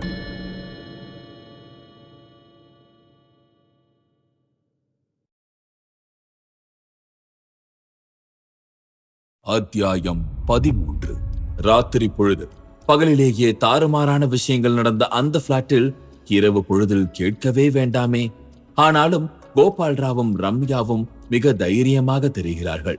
பா, நீங்க பயந்துகிட்டு தூங்குற மாதிரி ஆக்ட் கொடுக்குறீங்க. ஓகே, நீ மட்டும் அந்த விஷயத்த சொல்லலைன்னா நிஜமாலுமே அப்பா பயந்துகிட்டு தாமா தூங்குவேன். இப்ப சொல்லலன்னு நினைச்சுக்கோங்க. பயப்படுங்க. நாம பயப்பட போறோங்கிறது கன்ஃபார்மா தெரியணும். அதுக்கு என்ன பண்ணலாங்கிற?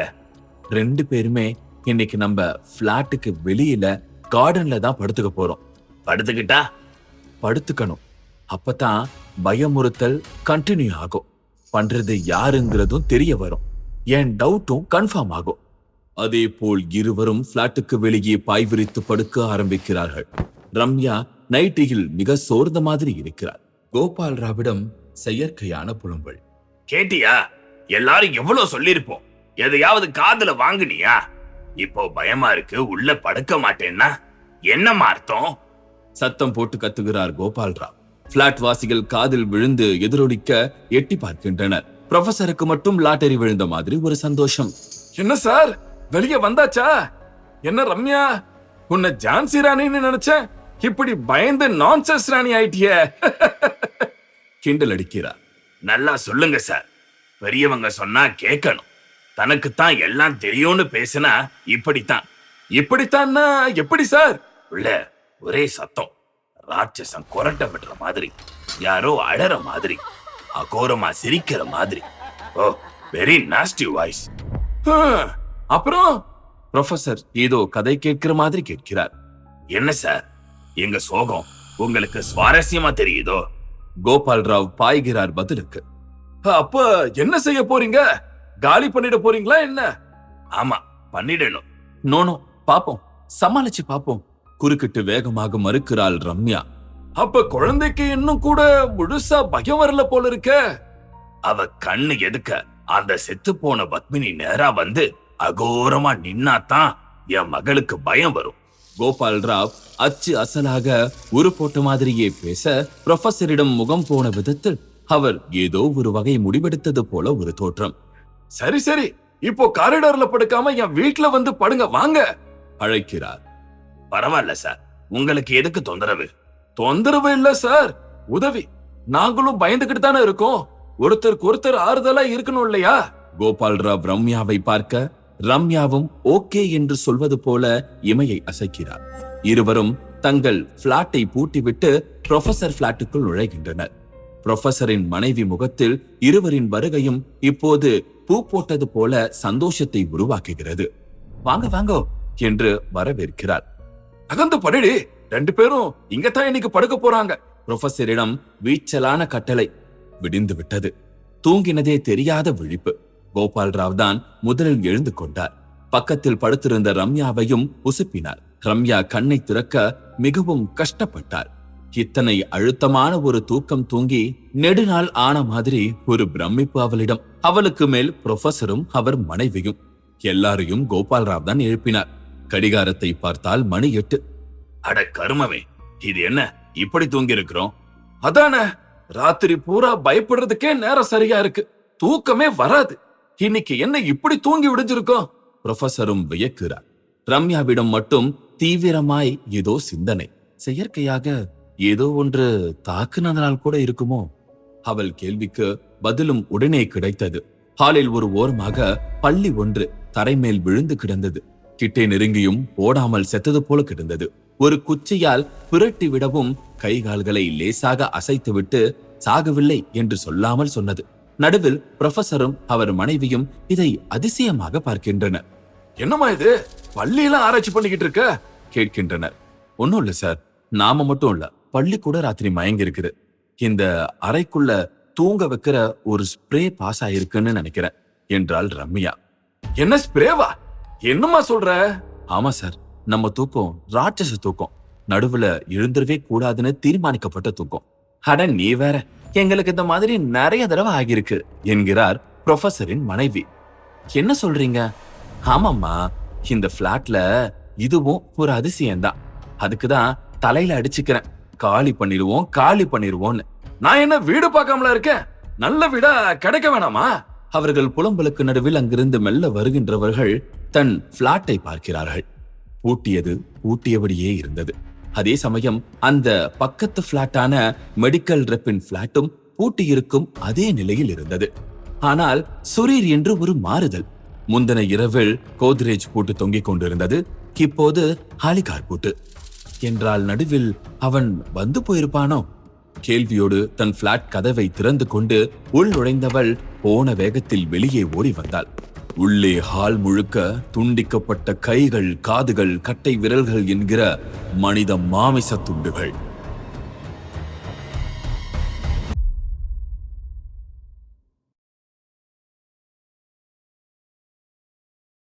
அத்தியாயம் 14. அந்த அத்தனை மாமிச துண்டுகளும் இப்போது ஒரு முறத்து. சற்றிலும் அந்த 3ஆம் தளத்து குடுத்தனக்காரர்கள் அத்தனை பேரும் நின்று விரித்த விழி மூடாமல் வேடிக்கை பார்க்கிறார்கள். இதுக்கு முந்த அந்த வில்லியம்ஸ் ஃபேமிலி குடியிருந்தப்ப கூட இப்படித்தான் கையும் காலும் பிஞ்சு பிஞ்சு வந்து விழுந்தது. அதுக்கப்புறம் இப்போ திரும்பவும் நடக்குது. கூட்டத்தில் ஒரு உதறு சொன்னது. ரம்யாவை உசுப்புகிறது. அவங்க இத பார்த்த உடனே வீட்டை காலி பண்ணிட்டாங்களா? இத போலீஸ்க்கு கொண்டு போகல? அது எப்படி? அப்புறம் பிளாட் மானம் கப்பல் ஏறிடாதா? என்னத்தான் செஞ்சாங்க? பிளாட்டை இழுத்து மூடிட்டோம், நீங்க வந்து தான் திறந்தீங்க. அவர்கள் பேச்சில் புது புது பரிமாணங்கள். ஆமா, இதுக்கப்புறமும் நீங்க இந்த பிளாட்ல இருக்கத்தான் போறீங்களா? இன்னைக்கு சாயங்காலம் முடிவெடுப்பேன். ரம்யா சொன்ன விதத்தில் ஏதோ ஒரு தீர்மானம் அவளிடம். அந்த சாயங்காலம் என்ற வார்த்தை வேகமாக பரவ ஆரம்பித்தது. என்னவோ குறித்து கொள்ள வேண்டிய ஒரு விஷயம். ஊருக்கு அத்தனை வெளியில் இல்லாமலும் அதே சமயம் ஊருக்குள்ளும் என்று சொல்ல முடியாதபடியும் இருக்கும் அந்த மயானம் முன் இப்போது அந்த போலீஸ் ஜீப் கிரீச்சிட்டு நிற்கிறது. வெட்டியான் பீடி பற்ற வைத்துக் கொண்டிருந்தவன் பாய்ந்து ஓடி வருகிறான். ஜீப்பிலிருந்து இறங்குகிறார் கமிஷனர் மிஸ்டர் சாரி. கூடவே ரம்யாவும். எஜமா கும்பிடுறேங்க. வெட்டியான் ஓடி வந்து கைகூப்ப கமிஷனர் சாரின் பார்வை மயானத்தை ஊடுருவுகிறது. திட்டு திட்டாய் சமாதிகள், உடைத்து போட்ட பானை ஓடுகள். சாமி, யாரும் நம்ம ஊர்ல பரமபதம் போயிட்டாங்களா? குழி வெட்டணுங்களா? அவன் கேட்கும் விதத்தை பார்த்தால் சாவுக்கு குழி சொல்ல வந்ததாக நினைத்திருக்கிறான் என்பது நன்றாகவே தெரிகிறது. குழி வெட்டணும், ஆனா வரப்போற போனத்துக்கு இல்ல, புதைச்ச போனத்துக்கு. சாரியின் பதிலில் அவன் ஒரு வினாடி உழுங்கினார் போல் ஆகினான். என்ன முழிக்கிற?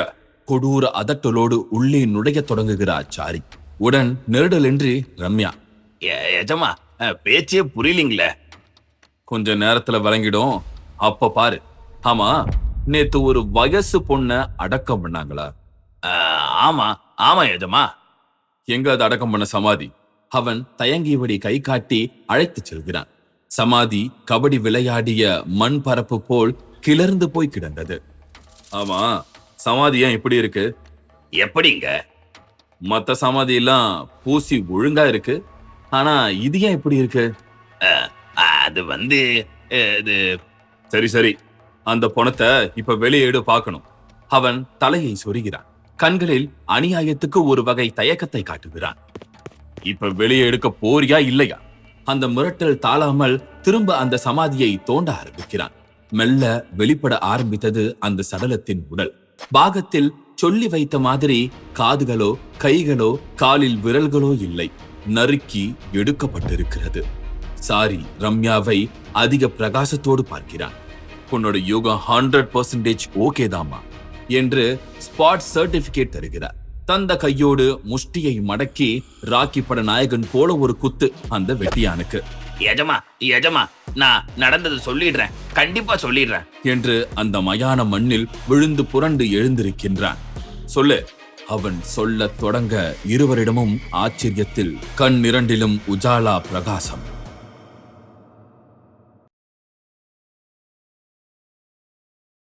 அத்தியாயம் 15. நவரத்னா அபார்ட்மெண்டே வேடிக்கை பார்க்கிறது. போன வாரம் குடிவந்த ரம்யாவும் கோபால் ராவும் மறுவாரம் முதல் நாளே காலி செய்து கொண்டு கிளம்பினால் வேடிக்கை பார்க்காமல் என்ன செய்வார்களாம்? சொல்ல சொல்ல கேட்காம வீர பிரதாபனா நினைச்சுண்டோ குடி வரவும் வேணாம், இப்படி பயந்து ஓடவும் வேணாம். ஏதோ இந்த முறை உயிரோடுவாவது திரும்பி போறாளே. வாஸ்தவன் தான். இனி அந்த பிளாட்டை பூட்டி சீல் வைக்க சொல்லணும். யார் வந்து கேட்டாலும் திறக்கவே கூடாது. என்ன கேட்டா, நல்ல மந்திர ஆதி ஒருத்தரை கூட்டிட்டு வந்தோம், மந்திரிக்கலாம். அந்த ஆவி அடக்க ஒரு ஏற்பாடு செய்யலாமோன்னோ. அதெல்லாம் எத்தனை தடவை தான் செய்வா? அதெல்லாம் இப்போ அவுட் ஆஃப் ஃபேஷன் வேற ஆயிடுத்தோ. பேசாம ஒரு புள்ளையார் அங்க கொண்டு போய் வச்சு கோயிலாக்கிடலாம். அதுதான் சரி. எந்த பேயும் புள்ளையார்னா ஒண்ணும் பண்ணாதே. அபார்ட்மெண்டை பேசி தீர்க்க சாமான் செட்டை வேனில் ஏற்ற தொடங்குகிறாள் ரம்யா. வேனுக்கு அருகில் ராதிகா, தாரணி, ராமசேஷன், வம்பானந்தா, சுப்புடு என்கிற கூட்டமே நின்று கொண்டிருந்தது. அதில் சுப்புடு மட்டும் ஏனோ அழுது நிமிர்ந்த மாதிரி இருக்கிறார். ஆமா, இப்ப எங்க குடி போக போறேள்? தாரணி கேட்கிறாள். அஷ்டலட்சுமி அபார்ட்மெண்ட், நங்கநல்லூருக்கு. ஓஹோ, இங்க நவம், அங்க அஷ்டமா? ஆமா மாமே, அங்கேயும் பேய் பிளாட் தான். கண் சிமிட்டியபடி அவள் பேசுவதில் ஏதோ ஒரு மர்மம். வழக்கமாய் வளவளவென்று பேசி மூக்கை நுழைத்து வெளுத்து வாங்கும் சுப்புடு சாஸ்திரி கூட அமைதி புழுவாய் மிகச் சோகமாய் இருப்பது கூட மர்மத்தில் உச்சகட்டமாக தெரிந்தது. சென்ட்ரல் ஜெயில் மனு போட்டுவிட்டு கைதிகளை பார்க்க காத்திருப்பவர்களில் அவனும் பிரதானமாக இருந்தான். அவனை ஒரு கழுகு கண் பார்த்திருப்பது தெரியாமல் அவன் இருந்து கொண்டிருந்தான். அவன் முறை வரவும் எழுந்து செல்கிறான். கம்பி கூண்டுக்கு முன் போய் நிற்க மறுபக்கமாய் ஜெயிலில் இருந்து வெளிப்படுகிறான் அவன் எதிர்பார்த்த அந்த நபர். ஏண்டா, எல்லாம் சக்சஸா? ஜெயில் மனிதனிடம் கேள்வி. விடுவேனா தாஸ்? பதிலில் வந்து நிற்பவன் தான் தாஸ் என்னும் நிரூபணம். குட். போய் சாமுவேலை பார்த்து பணத்தை வாங்கிக்கோ. அப்படியே நீயும் காலி பண்ணிடு. அடுத்து அந்த ஃபிளாட்டுக்கு நம்ம ராஜகுரு போயிட்டோம். அப்பதான் வேற யாராவது குடி வந்தாலும் மிரட்ட தோதா இருக்கும். யாருக்கும் சந்தேகமும் வராது. இனி யாரும் நிச்சயமா அங்க வரவே மாட்டாங்க தாஸ். இப்படிதான்ப்பா முன்ன கூட சொன்ன. ஆனா குடி வரலையா? இருக்கலாம். ஆனா இதுவரை குடி வந்தவங்களையே ரொம்ப போல்டான பொண்ணு இவதான். ரொம்ப சாமர்த்தியமா நடந்துக்க வேண்டியதா இருந்துச்சு தெரியுமா? இவளை விடு. இனி போல்டா யாரும் இருக்க போறதே இல்லை. அபார்ட்மெண்ட்டே அரண்டு போயிருக்குது. அதனால நிச்சயம் யாரும் வர்றதுக்கு வழியே இல்லை. ஆமா, எதுக்கு இப்படி அந்த பிளாட்டுக்கு வர்றவங்களெல்லாம் மிரட்ட சொல்ற? அந்த பிளாட்டு எதுக்காக காலியாவே இருக்கணும்னு நினைக்கிற? என்கிட்ட கூட சொல்லக்கூடாதா? நீ எத்தனை தடவை கேட்டாலும் என்கிட்ட இருந்து உனக்கு பதில் வராது. சொன்னதை மட்டும் செய். காரணம் இல்லாம நான் எப்பயும் நடந்துக்கவே மாட்டேன், தெரியும்ல? அதுதான் என்ன? அது எனக்கும் என் பார்ட்னர் சாமுவேலுக்கும் மட்டுமே தெரிஞ்ச விஷயம். உனக்கு தெரிய தேவையில்ல. ஏன், சாமுவேலுக்கே முழு விஷயமும் தெரியாது. உனக்கு சொல்லிட்டு வேணா என்ன? தாஸ் என்னும் அவன் நறுக்கி கொண்டு உள் திரும்பி விட சோர்ந்து திரும்பவும் இவன் தோள் மேல் இப்போது கமிஷனர் சாரின் கரங்கள் விழுகின்றன. Are you Mr. Parthiban? Medical representative, am right? Yes. நீங்க? நான் போலீஸ் கமிஷனர் சாரி, வெங்கடாச்சாரி. அவன், அதாவது பார்த்திபன், உதற ஆரம்பித்தான். ஹலோ என்றபடி அங்கு தோன்றிய ரம்யா வேறு அவன் உதறலை அதிகப்படுத்தினார். ஆமா, உங்க நண்பர் தாஸ் என்ன சொல்றாரு? சாரியின் கேள்வி முன் பார்த்திபன் பயங்கர திருத்திரு. என்ன பேசுனீங்கிறத ஒட்டு கேட்டுட்டு தான் இருந்தோம். இப்போ தேவையெல்லாம் நீங்க தான். பிளாட்ல மிரட்டல் வேலை பாத்தீங்கிறதுக்கான வாக்குமூலம், அப்புறம் அதை எப்படி செஞ்சீங்கன்ற விளக்கம். அவனும் வேறு வழியின்றி அதை சொல்ல ஆரம்பித்தான்.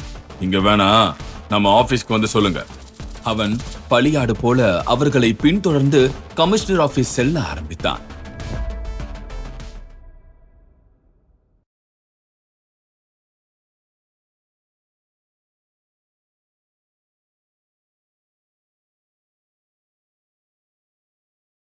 அத்தியாயம் 16. அவனது வாக்குமூலம் ஆரம்பமானது. என் பெயர் பார்த்திப். மெடிக்கல் ரெப்ரசன்டேட்டிவா தான் என்னோட ஜாப் இருக்குது. ஜெயில இருக்கிற தாஸ் என் நண்பர். தப்பா தொழில் செய்யற ஒரு நபர் தான் தாஸ். நானும் பணத்துக்கு ஆசைப்பட்டு அதுக்கு துணை போயிருக்கேன். அவன் தான் நவரத்னா அபார்ட்மெண்ட்ல 3வது பிளாட்ல அந்த 30ஆம் நம்பர் வீட்டுக்கு யாரும் குடி வந்துடாம பாத்துக்கன்னு சொன்னான்.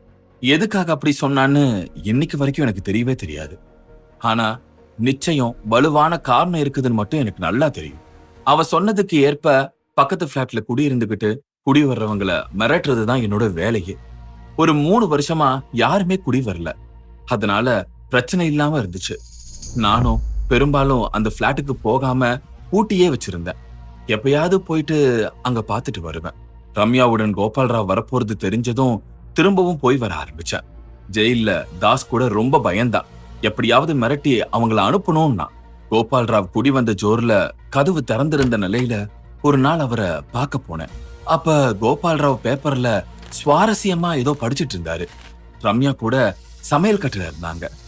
நான் அவரு தோலை தொட்டேன். அவரு ரம்யா தானே நினைச்சிட்டாரு. மெயினை அணைக்க போனாரு. நான் சட்டுன்னு ஒரு ஐடியா பண்ணி பூனை போல அந்த மெயினை திரும்ப ஆன் செஞ்சு பீதியை கிளப்ப ஆரம்பிச்சேன். பைப் லைன்ல ஆட்டு ரத்தத்தை சாமர்த்தியமா பாஸ் பண்ணினேன்.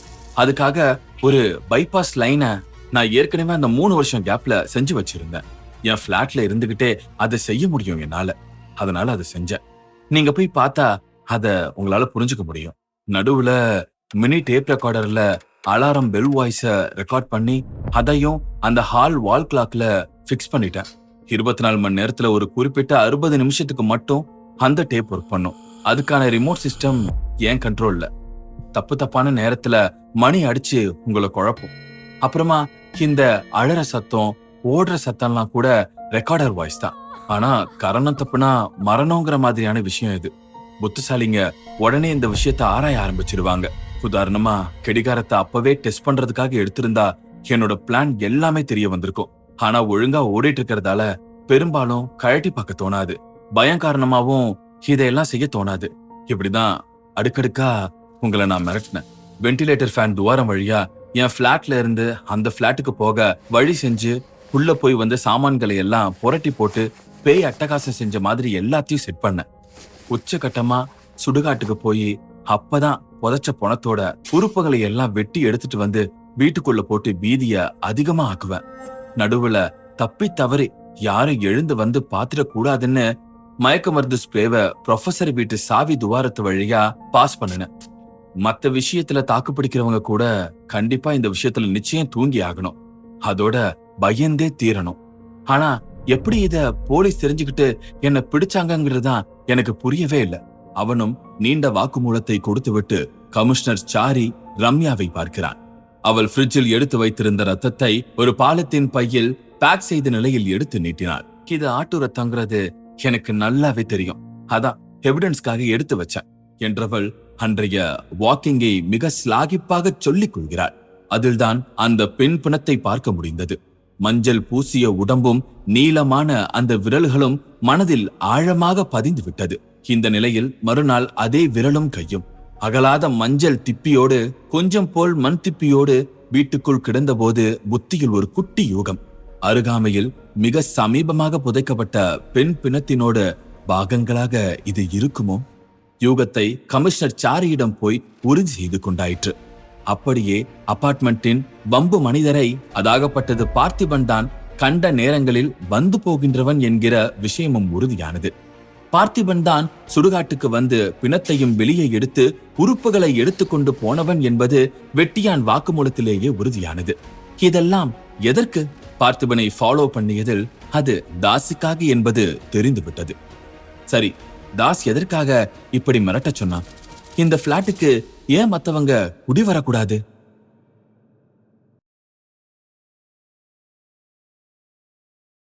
அத்தியாயம் 17. அந்த அபார்ட்மெண்டின் முன் நிற்கும் ஆட்டோவிலிருந்து பார்த்திபனும் தாஸும் இறங்குகின்றனர். தாஸ் சர்தார்ஜி போல உருமாறி இருக்கிறான். எனக்கு பரோல் கிடைக்கும்னு நான் கனவுல கூட எதிர்பார்க்கல என்றபடி லிப்டில் ஏறுகிறான். உடன் இறுக்கமான முகத்தோடு போலீசின் ஏற்பாடின்படி மௌனமாக பார்த்திபன். பரோல் ரகசியம் அவனுக்குத்தானே தெரியும். ஆமா, ஏன் எதுவும் பேசவே மாட்டேங்கிற? என்ன, யாராவது அடையாளம் கண்டுபிடிச்சா என்ன பண்றதுன்னா? ஆமா ஆமா, பயத்துடன் பார்த்திபனிடம் சமாளிப்பு. டோன்ட் வரி, இன்னும் சில மணி நேரம்தான், அப்புறம் ஐயா இந்த கண்ட்ரியை விட்டே பறந்துருவேன். டி தாஸ், நீ ஒரு பரோல் கைதிடா. ஆனா பெரிய கோடீஸ்வரன். இந்த கோடீஸ்வரனுக்காக தனி ஃபிளைட்டே கூட வரும். பார்க்கத்தானே போற? உன் பேச்சு புரியல எனக்கு. இப்ப புரியாது, போக போக புரியும். ஆமா, உன் பிளாட்ல இருந்து நான் குடியிருந்த பிளாட்டுக்கு ரொம்ப சுலபமா போக முடியும் தானே? போகலாம், வென்டிலேட்டர் வழியா. ஆனா பார்த்து போகணும். அபார்ட்மெண்ட்டுக்கு வெளியே பின்பக்கமா யாராவது இருந்தா பாத்துற சான்ஸ் கண்டிப்பா உண்டு. கவலையே இல்ல, நான் அந்த பிளாட்டுக்குள்ள போனா போதும். அதுக்கப்புறம் வெறும் 10 நிமிஷம் தான். அந்த 10 நிமிஷம் எதுக்கு தாஸ்? பார்த்திபனின் கேள்விக்கு முன் ஒரு அசட்டு சிரிப்பு தாஸிடம். லிப்ட் இருவரையும் வெளியே துப்பியது. நடக்கின்றனர். ப்ரொஃபசர் வழக்கம் போல எட்டி பார்த்துவிட்டு கண்ணாடியை நிகழ்த்தியபடியே திரும்புகிறார். தாஸுக்குள் கொஞ்சம் நெருடல். ப்ரொஃபசர் பையதானே அது? ஆமா ஆமா, காலி பண்ண வைக்கணும் இவனையும். வந்த வேலையை மட்டும் பாரு தாஸ். தன் பிளாட் கதவை திறந்து கொண்டு இருவரும் உள் நுழைகின்றனர். நுழைந்த நொடியில் தாஸ் வென்டிலேட்டர் துவாரம் அருகேதான் போய் நிற்கிறான். தாஸ், அவசரப்படாத, பார்த்திபனிடம் எச்சரிக்கை. டேய், இப்போ நம்ம கழிக்கிற ஒவ்வொரு நொடியும் என் வாழ்க்கையில நான் கிடைக்கவே கிடைக்காதுன்னு நினைச்சிட்டு இருந்த நொடிகள் பார்த்திபன். உள்ள இருந்த லட்சக்கணக்கில் செலவு செஞ்சு அந்த பிளாட்டுக்கு யாரும் குடி வரக்கூடாதுன்னு செஞ்ச ஏற்பாட்டெல்லாம் யோசிச்சு பாரு. எல்லாத்துக்கும் ஒரு முடிவு வரப்போகுது பார்த்திபா. அப்படி அந்த பிளாட்டுக்குள்ள என்னதான் இருக்கு? என் கூட வந்து பாரு, உனக்கே தெரியும். தாஸ் தாமதிக்காமல் துவாரம் வழியாக உள் நுழைய ஆரம்பிக்கிறான். பின்னாலேயே பயத்துடன் பார்த்திபன். அந்த பேய் பிளாட் என்று வர்ணிக்கப்பட்ட பூட்டப்பட்டிருக்கும் பிளாட்டுக்குள் சமையல் கட்டு வழியாக உள் இறங்கும் தாஸ் முதலில் போய் உற்று பார்த்தது சீலிங் ஃபேனை தான். அடுத்து பிளக் பாயிண்டின் சுவிட்ச் போர்டை. அவசரமாக பாக்கெட்டிலிருந்து ஸ்க்ரூ டிரைவரை எடுத்து ஃபேனில் முன்பக்க டியூப் போன்ற மூடியை கழட்டுகிறான். உள்ளே ஒரு பொட்டலம். அடுத்து சுவிட்ச் போர்டிலும் அதே போல் ஒரு பொட்டலம். மூன்றாவதாக ஹாலின் அலமாரி ஃப்ரேமை லேசாக அடித்து உடைக்க அதனுள்ளும் ஒரு பொட்டலம். 3 பொட்டலங்களையும் பிரித்து உள்ளங்கையில் கவிழ்த்து கொண்ட போது ஜன்னலில் ஒளியோடு மின்னியபடி வெளிவந்து விழுந்தது வைரக்கற்கள். தாஸ், இந்த பதுக்கலுக்குத்தானா இத்தனை பாடு? பார்த்திபன் வாய் பிளந்தபடி கேட்கிறான். பின்ன 1 காசா 2 காசா? 10 கோடிடா இதோட வேல்யூ. இத பதுக்கி வச்சிருந்த கையோட போலீஸ்லயும் மாட்டிக்கிட்டேன். இப்பதான் வெளியே வர முடிஞ்சது. யாருக்கிட்டையும் சொல்லவும் முடியாது. எடுத்துக்கிட்டு கம்பி நீட்டிட்டா என்ன பண்ண முடியும்? அவன் கேட்டு முடிக்கவும் அந்த பிளாட்டின் வாசல் கதவும் திறக்கவும் சரியாக இருந்தது. தாசுக்கு பகீர் என்றது. வாசல் கதவருகே உற்சாக வெற்றி புன்னகையோடு தேங்க்யூ பார்த்திபன் என்கிற நல்லணக்கத்தோடு கமிஷனர் சாரி, கூடவே ரம்யா. கன்னி பருந்து முற்றிற்று. பாத்தீங்களா, பயங்கிறது இருட்டுல இருக்கிற வரைக்கும் தான். வெளிச்சம் போட்டா அந்த பயமே காணாம போயிரும். ரம்யா மட்டும் பயந்து போயிருந்தா அந்த சுவர்ல மறைஞ்சிருந்த கோடி ரூபாய் வைரம் யாருக்குமே தெரிஞ்சிருக்காது. மனுஷங்களுடைய பேராசை கடைசியில அவங்களுக்கே யமனாயிடுச்சு. இந்திரா சவுந்தரராஜன் சாருடைய எழுத்துல ஆர்ஜே ரிஷபுடைய குரல்ல ஒவ்வொரு திருப்பமும் செம த்ரில்லிங்கா இருந்துச்சுல்ல. இந்த கதை உங்களுக்கு பிடிச்சிருந்தா மறக்காம லைக் பண்ணுங்க, உங்க நண்பர்களுக்கு ஷேர் பண்ணுங்க. முக்கியமா நம்ம டீப் தமிழ் ஆடியோ புக் சேனலை சப்ஸ்கிரைப் பண்ணுங்க. இந்த கதை உங்களுக்கு ரொம்ப பிடிச்சிருந்தா, எங்க உழைப்புக்கு உங்க அன்பை வெளிப்படுத்த விரும்பினா கீழே ஒரு லிங்க் கொடுக்குறேன். அந்த லிங்கை கிளிக் பண்ணி உங்களால முடிஞ்ச தொகையை அன்பா வெளிப்படுத்துங்க. அது நிறைய ஆடியோ புக் உருவாக்குறதுக்கு எங்களுக்கு உதவியா இருக்கும். இந்த மாதிரி வேற ஒரு விறுவிறுப்பான கதையோட நான் உங்களை சந்திக்கிறேன். டீப் தமிழ் ஆடியோ புக்ஸ், நான் உங்கள் தீபன்.